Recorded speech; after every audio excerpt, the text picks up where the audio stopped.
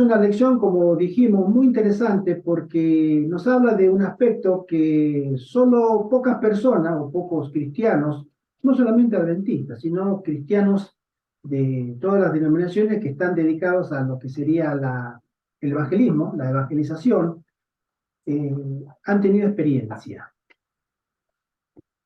La lección se llama Misión en favor de los no alcanzados, primera parte.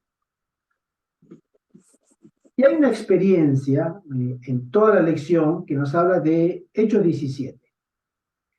Cuando el apóstol Pablo llega a Grecia, él visitó Grecia. Tengamos en cuenta que Pablo era un hombre que tenía mucha experiencia en el trato con la gente porque era un hombre educado, educado en las altas escuelas, a los pies de Gamaliel, lo admite él, ¿no? Gamaliel era en la época él donde estaba Pablo viviendo, un sabio muy respetado en toda la comunidad judía, ¿no? Entonces, estar educado a los pies de él era, como decimos nosotros, un pergamino así de grande. Un título de la Harvard para todos, ¿sí? Si uno dice, oh, yo me eduqué y me gradué en Oxford.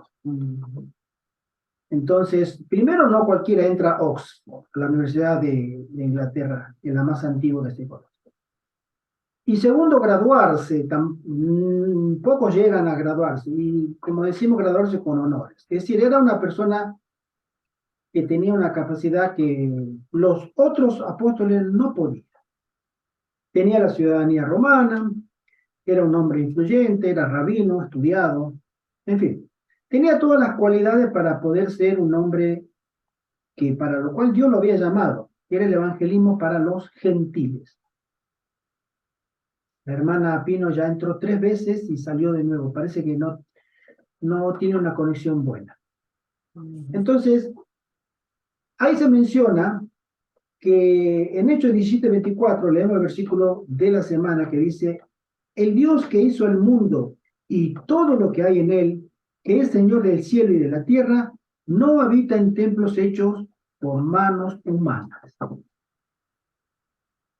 ¿Qué significa esto en el contexto? Cuando él entra a Grecia, visita a los lugares famosos. Grecia era una metrópolis muy especial porque era la cuna del pensamiento moderno en esa época. Y Pablo llega. Vamos a leer lo que dice la lección. Al describir lo que Pablo hizo en Atenas, Lucas escribió: así razonaba en la sinagoga con los judíos y con otros piadosos, y en la plaza cada día con los que concurrían. Naturalmente, Pablo habría estado más cómodo trabajando entre los judíos, su propia carne y sangre, sus paisanos, ¿no? Pero el apóstol se negó a conformarse con trabajar únicamente entre los suyos. Había sido llamado a alcanzar a otros también. O Pablo podría haber trabajado solo con los gentiles, temeroso de Dios, ¿sí? Cuya visión del mundo ya había experimentado un cambio sustancial. Estos tenían una base bíblica sobre la que Pablo podía construir, aunque todavía necesitaran conocer al Dios a quien temían, a Jesús el Mesías. Esa era la realidad en el momento en que Pablo entra a Grecia. Pero no, dice la lección. Mientras estuvo en Atenas, una ciudad famosa por su filosofía, Pablo trató de llegar a la gente de allí también, que tenía un trasfondo y una cosmovisión radicalmente diferente de la de los hebreos y su historia sagrada, que constituía el fundamento de la fe que Pablo quería enseñar a los atenienses. ¿Cómo trató Pablo de llegar a esa gente y qué podemos aprender de sus intentos?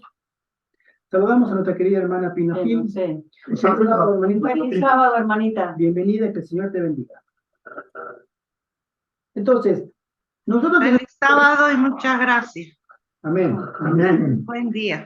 Buen día, hermanita. Bendiciones. Nosotros tenemos que entender que Grecia no era en esa época, no era otro país más. Fíjense ustedes que la misma sociedad judía había sido helenizada. Es decir, la cultura griega había colonizado el pensamiento hebreo. Tanto es así que hasta se hablaba griego, ¿sí? Comúnmente en las calles de Jerusalén, ¿sí?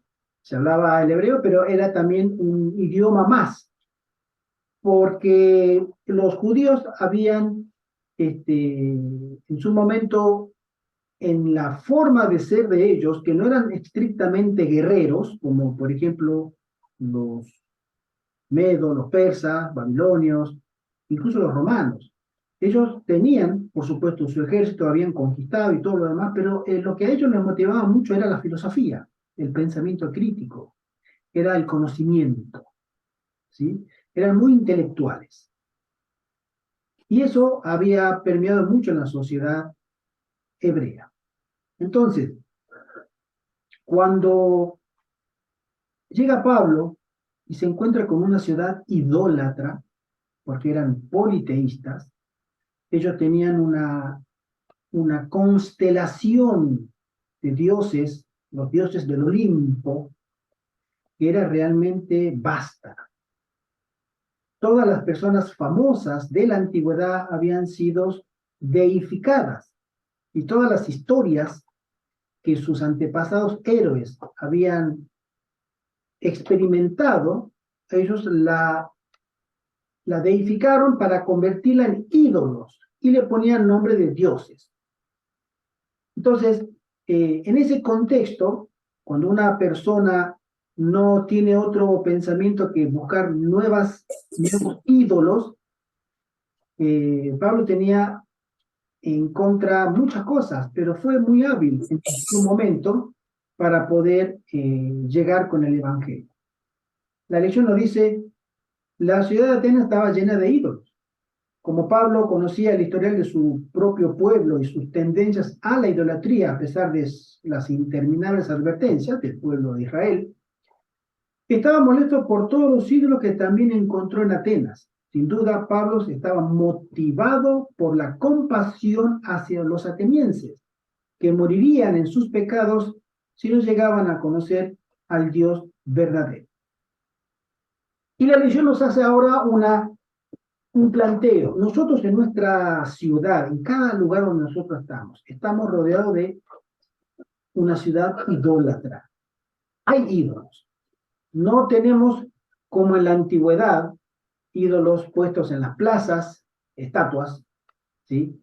Pero nuestra devoción a lo que en la antigüedad se le daban a las estatuas, hoy se las damos a otras cosas, exactamente igual, ¿sí? O sea que los ídolos perduran. La forma ha cambiado, se ha modernizado, pero sigue habiendo en nuestra sociedad que cada vez más una ciudad idólatra. Hasta incluso nos idolatramos a nosotros mismos por el medio del hedonismo, del consumismo, ¿sí? Y por supuesto también por medio del egoísmo. Primero yo, después yo, y al final sigo siendo yo. Esa es el alma, la sangre que corre por las venas de la Gran Babilonia, que al final se hace habitación de demonios o de ídolos, ya en sumo grado, ¿sí? Saben que es una escuela sabática y pueden preguntar, comentar y aportar, ¿sí? Entonces, por lo tanto, Pablo frecuenta el mercado donde se encontraba esta gente y Pablo sabía que no podía acercarse a los atenienses de la misma manera que se acercaba a los judíos o incluso a los gentiles temerosos de Dios. Y acá nosotros tenemos un ejemplo que no es lo mismo, por ejemplo, como dice la escuela sabática, idear o poner un plan de evangelismo en la ciudad de Quito, el mismo plan sea aplicado en Bangkok, Tailandia. ¿Por qué? Porque son dos ciudades completamente diferentes. Una tiene un antecedente cristiano, un antecedente occidental, llamémosle, y el otro es completamente oriental y pagano.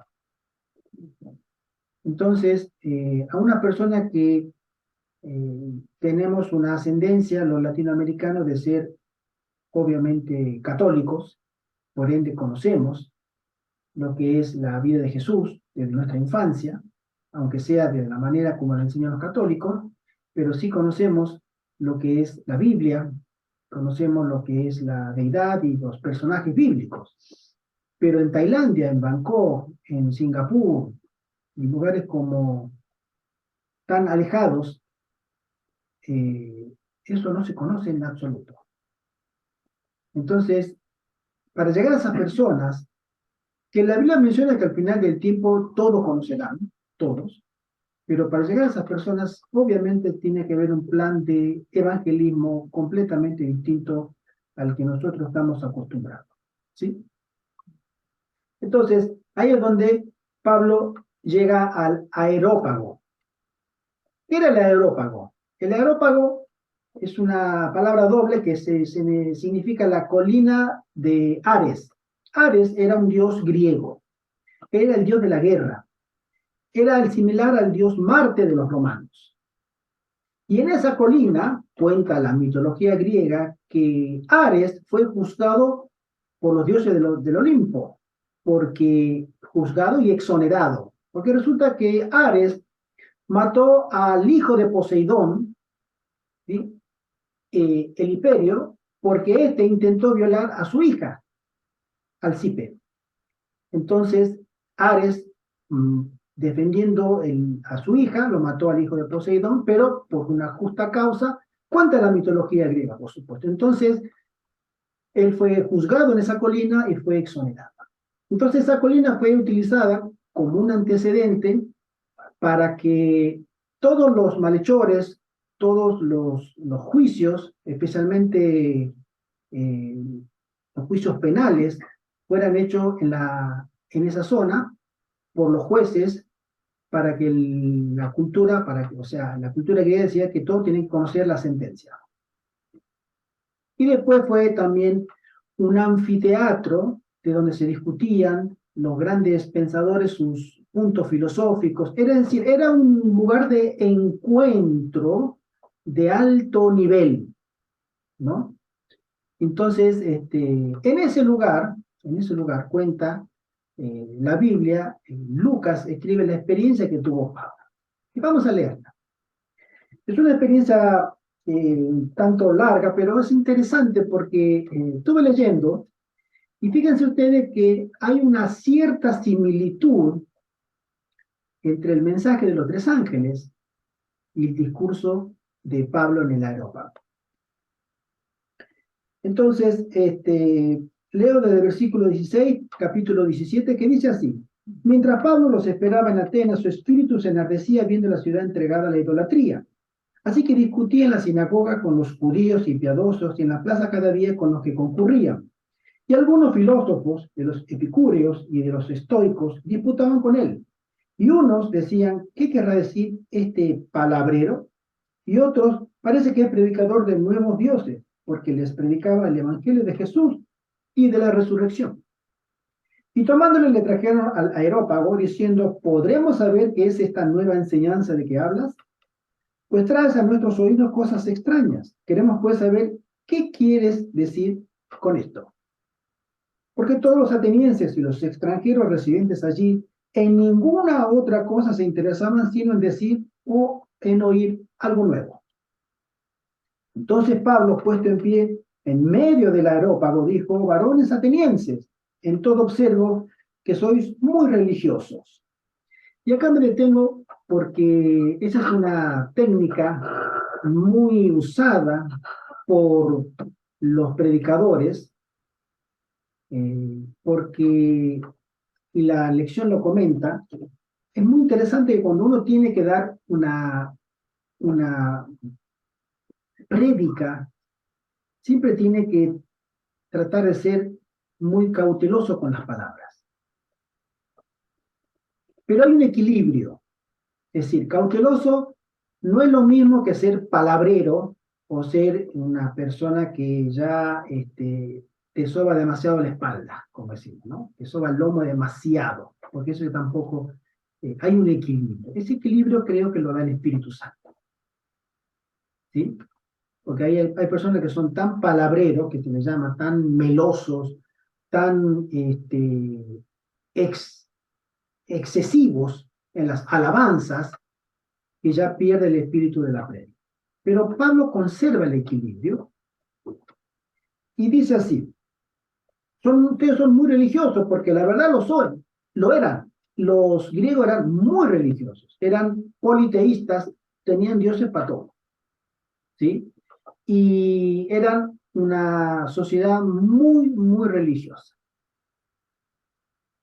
Porque pasando y mirando vuestros santuarios, hallé también un altar en el cual estaba esta inscripción: al Dios no conocidos.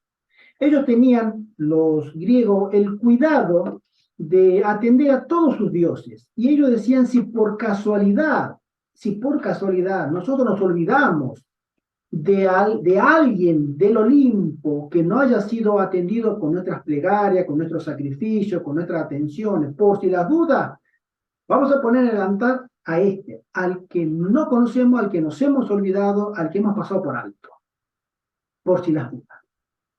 Entonces, ahí es donde Pablo encuentra una puerta abierta para poder seguir de cerca a la gente sin levantar la oposición, ¿sí? Entonces él dice: ustedes tienen ese Dios no conocido. Bueno, yo vengo a hablarles de ese Dios al que ustedes no conocen, ¿sí? Y dice: al que vosotros adoráis, pues sin conocerle, es a quien yo os anuncio. Verso 24. El Dios que hizo el mundo y todas las cosas que hay en él, siendo Señor del cielo y de la tierra, no habita en templos hechos por manos humanas. Acá habla del Dios creador. La gran diferencia que nosotros los adventistas al final del tiempo tendremos con cualquier otra prédica, de cualquier otra denominación, de cualquier otra iglesia, que nosotros vamos a predicar al Dios creador. El mensaje del primer ángel es, cuando lo menciona, ¿no? Vi volar por el medio del cielo otro ángel que decía, ¿no? Bueno, Que tenía el evangelio. que tenía el evangelio. Bueno, y ahí menciona que hay un Dios único, que es el Dios creador, que se diferencia intrínsecamente de toda la multitud extensa de ídolos. Los ídolos son nada, o son demonios, pero no tienen la facultad, la prerrogativa de llamarse creador. Y Pablo les habla, en primer lugar, a ese Dios que es el creador. Ese creador, él no puede habitar en templo como ustedes tienen hecho acá, el Partenón y tantas otras construcciones grandiosas, que donde estaban alojados, según ellos, la deidad del Olimpo, ¿no? Los tres dioses principales, ¿no? Que era Zeus, Poseidón y el otro, ahora no me acuerdo. Entonces, ni es honrado por manos de hombre como si necesitase de algo, pues él es quien da a todos vida y aliento y todas las cosas. Y de una sangre ha hecho todo el linaje de los hombres para que habiten sobre toda la faz de la tierra, y les ha prefijado el orden de los tiempos y los límites de su habitación. Es decir, habla de la potestad, del poder y obviamente de la soberanía de Dios. Dios determina qué es lo que va a suceder. Al hombre le dio estos límites. Es decir, él se muestra como Dios creador y actúa como el soberano.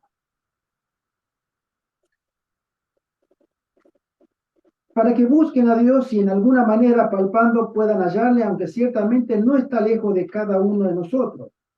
Verso 28 dice: porque en él vivimos y nos movemos y somos, como algunos de vuestros propios poetas también han dicho, porque linaje suyo somos.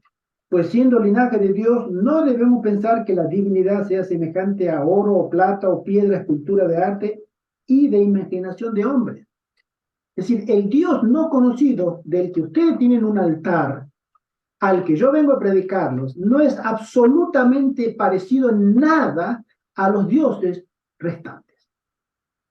A esos dioses que ustedes tienen de yeso, de piedra, de madera, de oro y de todos los metales. No es. Es más, ni puede habitar en templo hecho de hombres. Pero Dios, dice así, verso 30, habiendo pasado por alto los tiempos de esta ignorancia, ahora manda a todos los hombres en todo lugar que se arrepientan, por cuanto ha establecido un día en el cual juzgará al mundo con justicia. Nos habla de un Dios creador y nos habla de un juicio también. Él les habla del juicio, a ese Dios del cual yo vengo a mostrarle a ustedes, que ustedes no conocen, pero por las dudas han hecho un altar. Ese es el creador y también es un Dios que juzgará. Que también está en el mensaje de los tres ángeles, ¿sí? Juzgará al mundo con justicia por aquel varón a quien designó, dando fe a todos con haberle levantado de los muertos. Y menciona a Jesucristo como centro de la actividad de Dios para este mundo. Por cuanto oyeron lo de la resurrección de los muertos, unos se burlaban y otros decían, ya te oiremos acerca de esto otra vez. Resulta que los griegos en su mitología, ellos tenían un cierto rechazo hacia el tema de la resurrección. ¿Por qué? Porque a una persona que ellos habían deificado, que lo habían convertido en dioses, no podían pensar que podía volver a la vida, porque si no el Dios se terminó. Ya no hay más Dios, ahora hay hombre. Entonces eso contravenía sus creencias principales. Una vez que murió, se hizo Dios, pasó a un estado superior, pasó a la inmortalidad, pasó a ser un Dios más. Entonces, ¿cómo vamos a pensar que Él puede volver de nuevo a la vida? Es imposible. Dios no, ya es Dios, ya no comulga con la carne, con los mortales. Y es ahí donde Él, por cierta gente, especialmente los más acérrimos, es rechazado. Y así Pablo salió del medio de ellos, pero algunos creyeron y juntándose con él, entre los cuales estaba Dionisio, el Areopagita, una mujer llamada Támaris y otros con ellos. Este evangelio de presentar a un Dios creador, a un Dios que juzga, que Cristo está en el medio, es un mensaje que hoy a nosotros nos toca también predicar. Que dejemos la idolatría o que salgamos de Babilonia, que son prácticamente sinónimos en sus conceptos, también es el mensaje que Pablo dio a esta gente. Y nosotros también tenemos que entender que Pablo lleva un mensaje lleno del Espíritu Santo, porque la gente que lo escuchaba era gente muy sabia y aparte muy cerrada. No sé si a ustedes, hermanos y hermanas, les habrá tocado hablar con gente preparada o gente académica que tienen ciertos recursos, tanto intelectuales como lingüísticos. A este servidor le ha tocado, creo que también al hermano José Antonio, por su trayectoria como juez eclesiástico, haber tratado con personas que son capaces, son intelectuales preparados, pero que son también personas muy cerradas. Y esos los incapacita para siquiera abrir su mente a un pensamiento paralelo. No, es lo que ellos creen, lo que ellos dicen y nada más. Sí, hermano. Lo que pasa es que estas personas, como dices tú, que son intelectuales, que están muy preparadas, gente con muchos títulos académicos, digámoslo así, ellos ni siquiera aceptan la verdad de Cristo. La gran mayoría son escépticos, son ateos, porque ellos se creen que tienen toda la información del mundo y toda la sabiduría del mundo. Y por eso el ejemplo más grande que tenemos nosotros es cuando vino Jesús. Él no pudo trabajar con el Sanedrín, porque se creían que lo sabían todo. A Pablo él tuvo que bajarlo del caballo, como decimos allá en Colombia, Y nunca mejor dicho. y literalmente lo bajó del caballo para bajarle los humos y trabajar con él, porque Pablo era un intelectual, como dijimos ahora, un graduado de la Oxford, un hombre que tenía todos los títulos de los pergaminos, un hombre con mucha sabiduría y mucho conocimiento intelectual. Y, y Dios tuvo que escoger a pescadores porque son los que pueden trabajar. Porque ya cuando esa gente pasa de una barrera, de un límite, el PhD, el máster, el no sé qué, es muy difícil. Claro, ahí también entra el Espíritu Santo, porque es el Espíritu Santo el que va a convencer y algunas veces se da la obra, la persona crea y acepta a Cristo, pero ya ahí es el Espíritu Santo el que trabaja. Así es. Gracias, hermano. Y Fíjense que dicen, en Atenas, Pablo había esperado que el Espíritu Santo pudiera utilizar sus conocimientos y sus habilidades oratorias. Él sabía lo que era hablar en público, que había adquirido en su educación con Gamaliel. Pero en realidad fue la educación de Pablo en las calles de Atenas lo que el Espíritu Santo pudo utilizar aún más. Y la hermana Juay comenta, en Hechos de los Apóstoles, página 195, ella dice, sus más sabios oyentes estaban asombrados al escuchar su razonamiento. Demostró que estaba familiarizado con sus obras de arte, su literatura y su religión.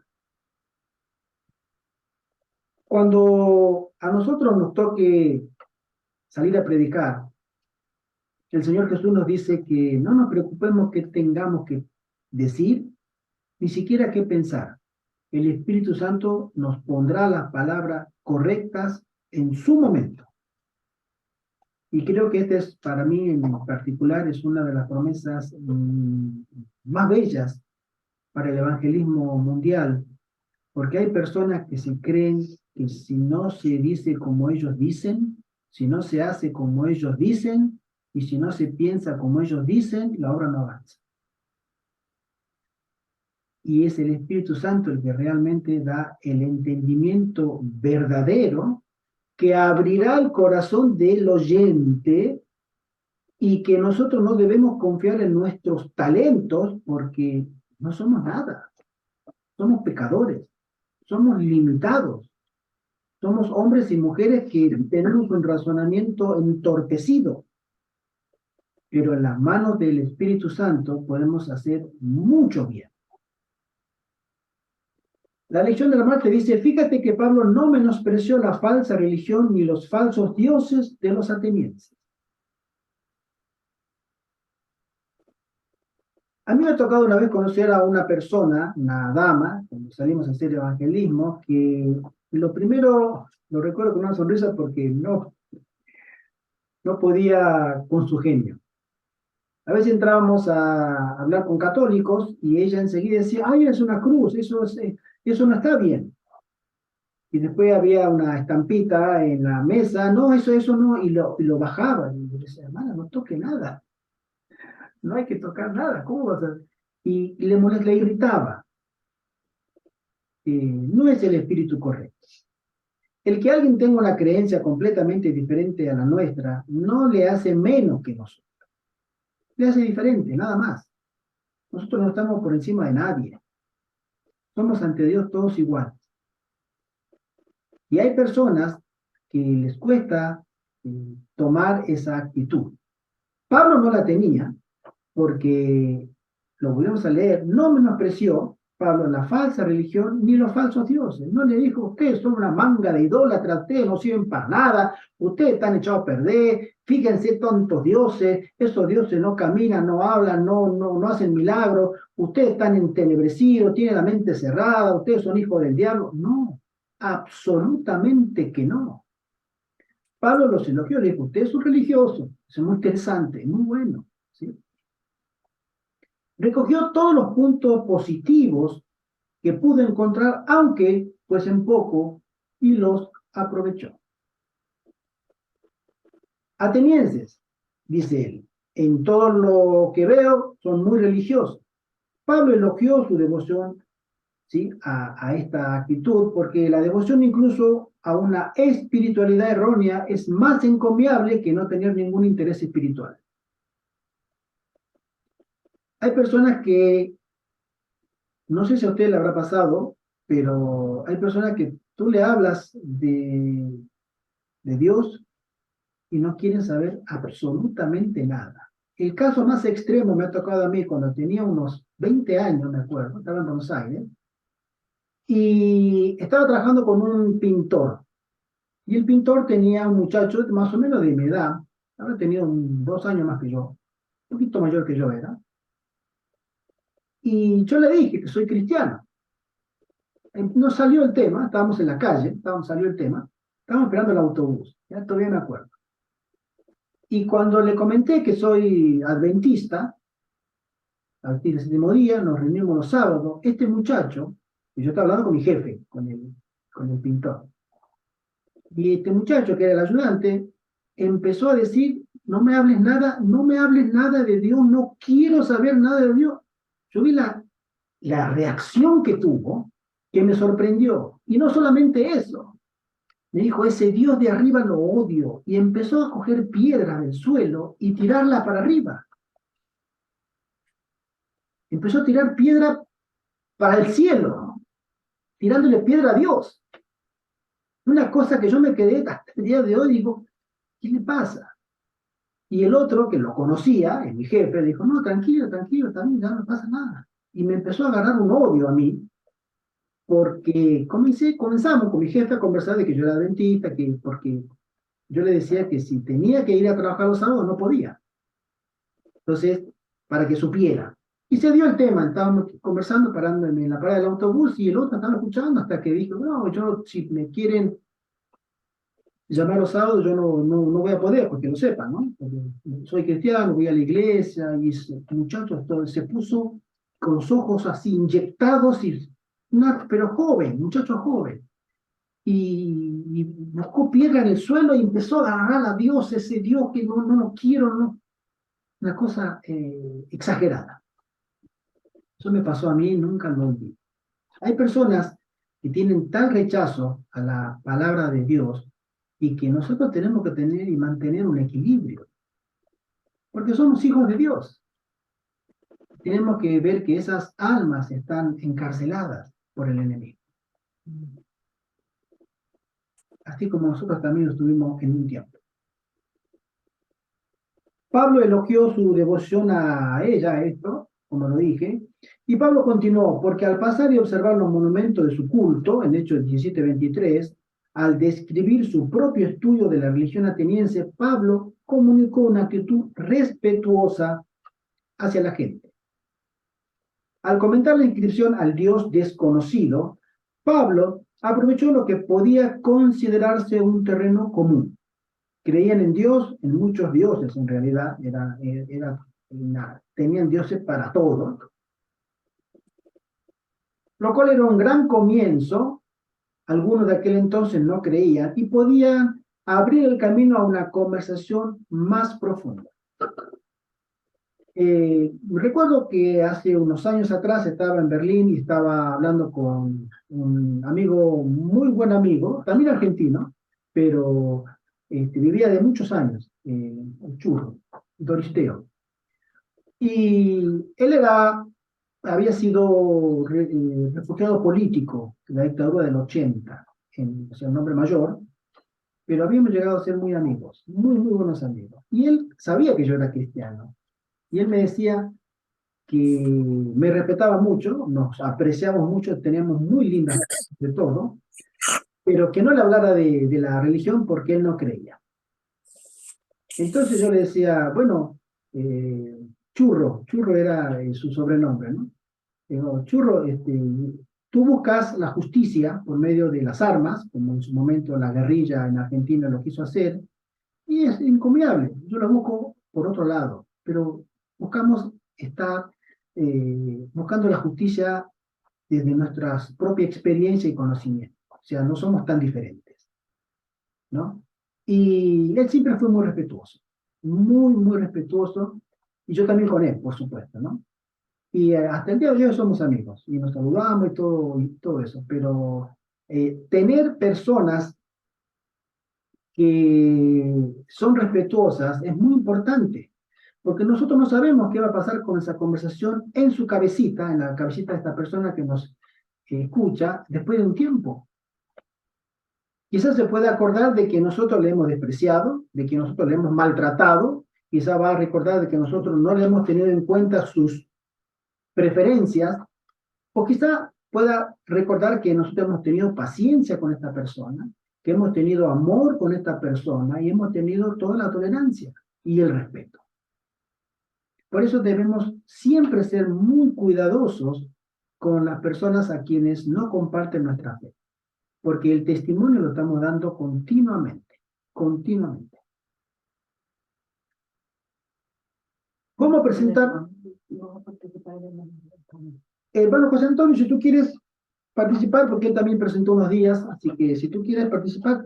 Bueno, pues siguiendo una idea que ha aparecido ya en este desarrollo, Elena White, cuando habla de la educación en su libro, afirma rotundamente que es la Biblia, el libro perfecto para educar. Y estas personas intelectuales, y algunos no intelectuales que se dejan influenciar, realmente la educación del mundo es la idolatría del yo. Es, podríamos decir, que la persona se convierte ella misma en Dios. Y de ahí viene el ateísmo, el escepticismo, el relativismo, perdón, que lo repito la palabra, etc. Entonces, la enseñanza que nos da la historia de Pablo ante estas personas cultas de Atenas, Grecia, una nación realmente en la historia que dio grandes sabios, entre ellos Sócrates, Aristóteles, Platón, etc. Pero que detrás de esa cultura hay una idolatría del mundo, de la persona. Entonces, para terminar, Pablo eleva esa cultura, esa sabiduría a ese Dios desconocido, que es el Dios creador. Y junto con esa verdad que establece Pablo, y como ha dicho el hermano Gerardo, de una forma suave, enlazando los puntos positivos de los griegos, que eran religiosos, pero a su manera, y la fe del Dios verdadero, aparte de profundizar en ese Dios desconocido que es el Dios creador, Pablo añade lo que es la completa revelación de la auténtica fe, de la que Elena White plasma de una manera magnífica en la educación, que es la persona divina de Jesucristo, su encarnación, su muerte, resurrección. Entonces Pablo se atrevió con esos métodos a fundamentar allí en Atenas a los sabios el Dios creador y el Dios redentor Jesucristo. Amén. Acá el día miércoles nos dice una cosa muy interesante sobre Lucas, el escritor de este relato. Dice, parece razonable por cuestiones de espacios que Lucas se limitara a resumir el discurso de Pablo. Y creo que sí, porque los pocos versículos que describe toda la experiencia de un discurso muy elocuente delante de mucha gente, en un lugar muy famoso, y a la gente que le gustaba hablar y preguntar demasiado, creo que sí, Pablo hizo un discurso mucho mayor. Lucas lo abrevia, pero también menciona estos 5 puntos. Primeramente, Pablo elogió su actual percepción espiritual y su sinceridad, la de los atenienses. Luego mostró que había estudiado sus creencias y que había encontrado algunas cosas que respetaba entre lo que había aprendido. ¿Sí? Es ser un hombre perceptivo y un hombre respetuoso. Creo que nosotros debemos ser muy bien perceptivos también cuando nos acercamos a una persona para darles algún tipo de mensaje o presentarnos como cristianos o como adventistas. ¿Sí? Y también ser respetuosos de las creencias que tuvieran estas personas. Tercero, dice, a continuación les habló de una cosa en particular en particular que había descubierto en el estudio de su religión y que ellos admitían que no entendían. Cuarto, dice, después de eso compartió el aspecto de Dios que sabía que necesitaban desesperadamente, que es el hecho de que Dios existe y que los amaba y no estaba lejos. El Dios que los amaba, el Dios que los había creado, estaba también cerca de ellos. ¿Sí? No estaba allá lejos, en un cielo, en un Olimpo, lleno de dioses crueles, dioses que realmente se deleitaban en destruir, en impartir castigos divinos, ¿sí? No, era un Dios tierno, un Dios amoroso, un Dios atento, un Dios cercano, ¿sí? Y por último, al final de su discurso, Pablo pasó a advertirles lo que significa rechazar el conocimiento de este Dios que aún no conocía. Pablo lo llevó tan lejos como pudo, según lo que sabía que ellos creían. Si pudo guiarlos hasta allí, su progreso fue importante. Lo que dijimos hace rato, nosotros no sabemos en qué va a terminar nuestra conversación con una persona de esas características. No tenemos idea. Porque cuando estas personas, después de un tiempo, recuerdan nuestra conversación, están presentes en su mente en los momentos de nuestra conversación, es ahí donde el Espíritu Santo sigue impresionando ese corazón. Y hay personas que al comienzo no son receptivas, pero después sí.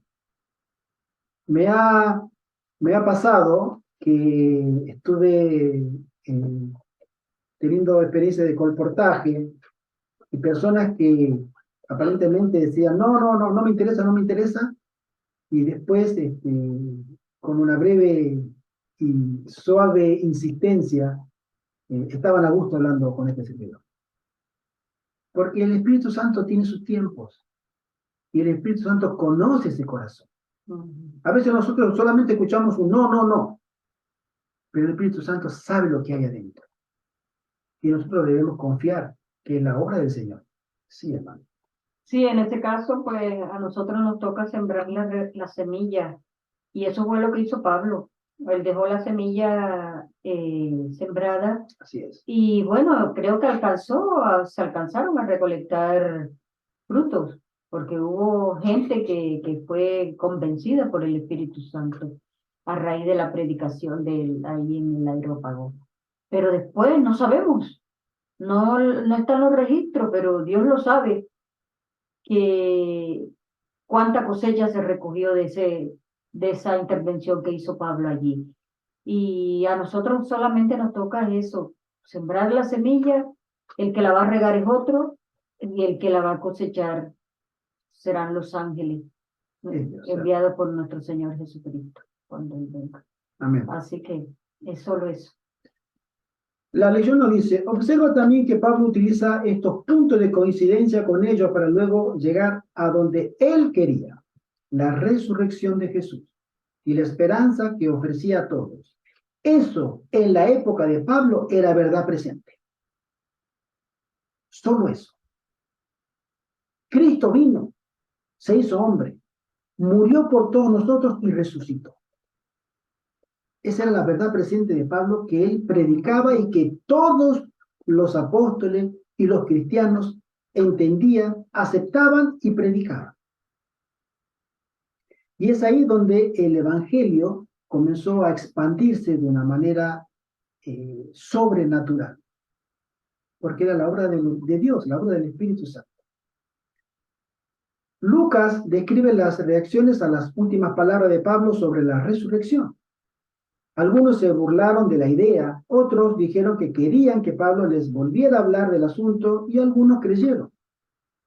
Lo clave en esta historia, en el marco de nuestro estudio, es que todos ellos realmente habían escuchado.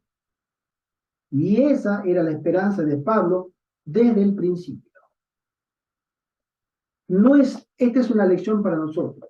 La verdad presente para nosotros Ya no es que Cristo resucitó, sino que Cristo regresa después de un completo ministerio en el lugar santo y lugar santísimo a buscar a su iglesia. Él lo prometió. Él dijo que en la casa de mi padre hay muchas moradas. Y si así no fuera, yo se los hubiera dicho. Voy pues a preparar lugar y vendré otra vez, para que donde yo estoy, vosotros también estéis. Esa es la promesa que tenemos nosotros. Y en estos tiempos tan difíciles en que estamos entrando, se hace cada vez más real esta verdad presente. Y a la que nosotros también tenemos que ponerle una dedicada y profunda atención y consagración de nuestras vidas para que podamos, como Pablo, tener la misma esperanza de que se nos escuche. Los resultados son para Dios. Las consecuencias que nos va a pasar a nosotros también son para Dios, para que su nombre sea glorificado. Siempre. Nosotros somos apenas, como dice el hermano José Antonio, siervos inútiles. Apenas hemos hecho lo que se nos mandó. Y nada más. Pero seamos obedientes, porque la misión para los no alcanzados todavía continúa.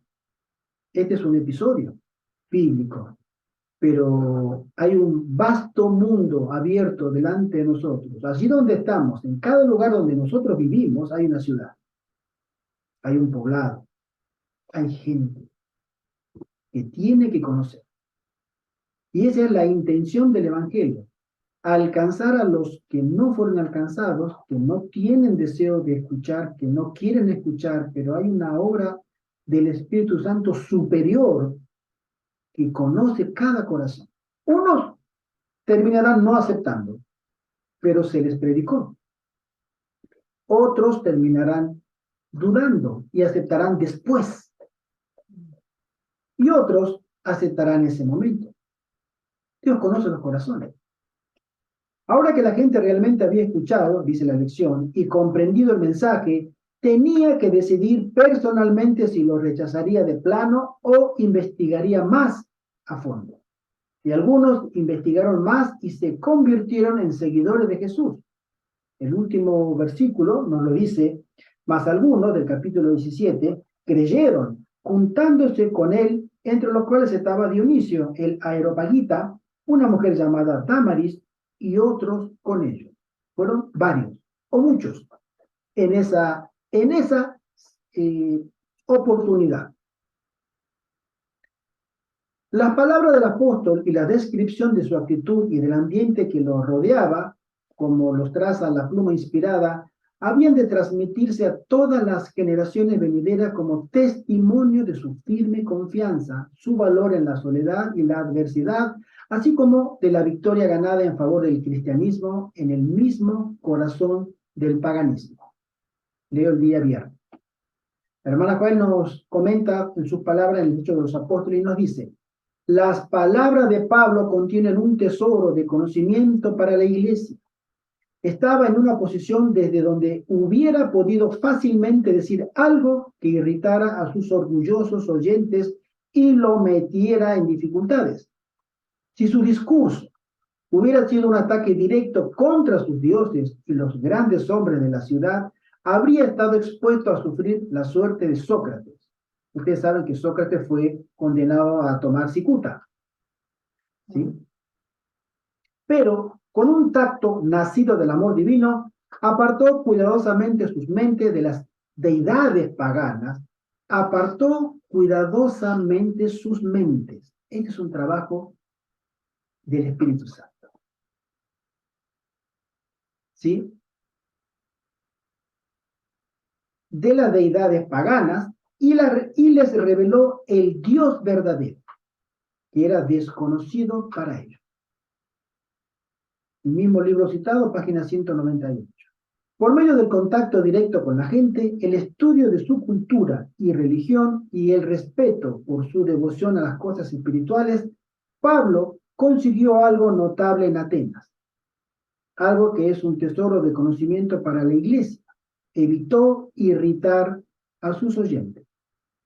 Esto fue en sí un logro importante inspirado por Dios. Según Elena de White, este es el tesoro de conocimiento al que nosotros como iglesia debemos prestar atención en esta historia. Tenemos que acercarnos a la gente, pero debemos consagrarnos primero, porque el Espíritu Santo no obrará en nosotros si Él no puede habitar en nosotros. Cuando logremos una comunión con Dios, que el cielo apruebe, entonces seremos los vasos útiles que Dios necesita para esta generación.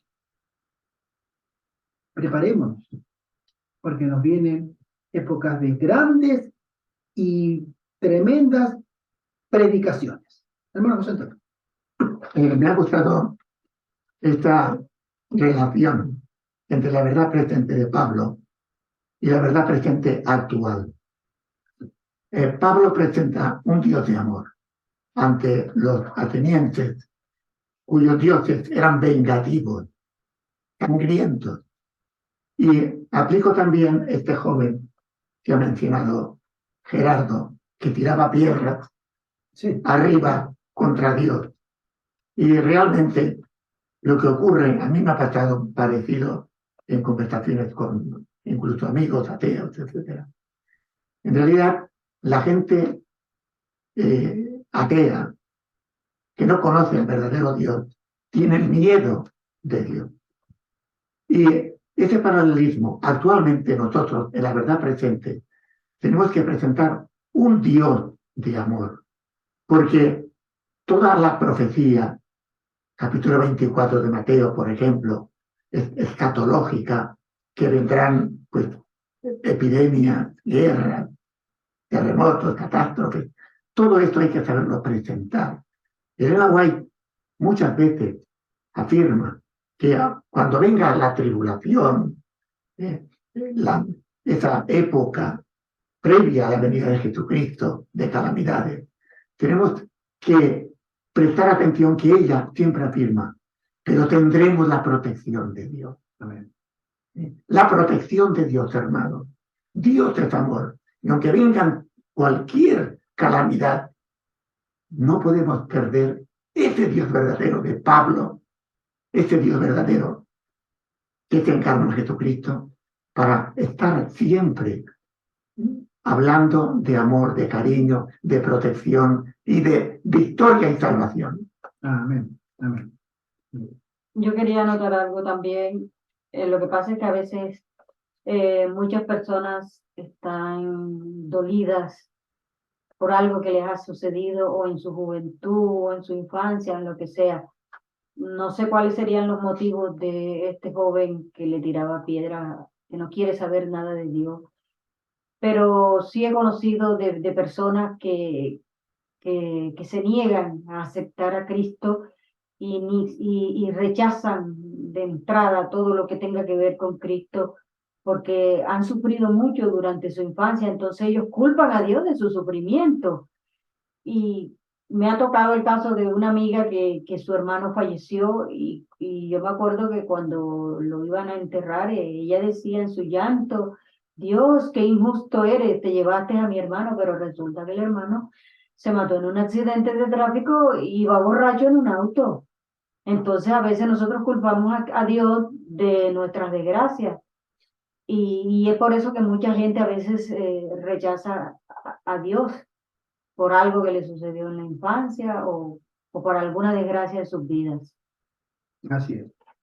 Que el Señor nos capacite, nos prepare para lo porvenir, porque hay una verdad presente, como la tuvo Pablo en su momento, al Cristo resucitado, nosotros tenemos un Cristo que viene a buscarnos como iglesia, que nos prepare, nos capacite en su gracia, en su poder, y que tenga misericordia de su iglesia.